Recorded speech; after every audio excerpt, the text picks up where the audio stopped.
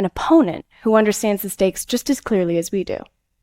So the question becomes not just why we're racing, but who we're racing: China. Now, to be clear, Russia is still a major player in the space domain, but China is the opponent that we ought to be keeping pace with. And if you want to understand the Chinese ambitions in space, don't just start with what they're saying, start with what they're doing. Over the past decade, China has assembled one of the most capable and methodical space programs in the world. They've landed on the far side of the moon, something the US hasn't even attempted.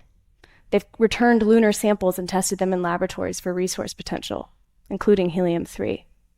They're targeting the lunar South Pole, the very same region where water ice makes long-term habitation possible.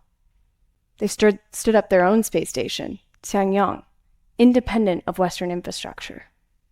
They've stood up their own version of a space force. They're working with Russia on building an international lunar research station. And they've built a full-spectrum satellite architecture, tightly integrated into their economic and military planning. None of this is by accident.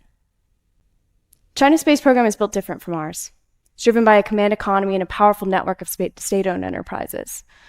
That structure allows for long-term horizons, where programs are sustained across political cycles.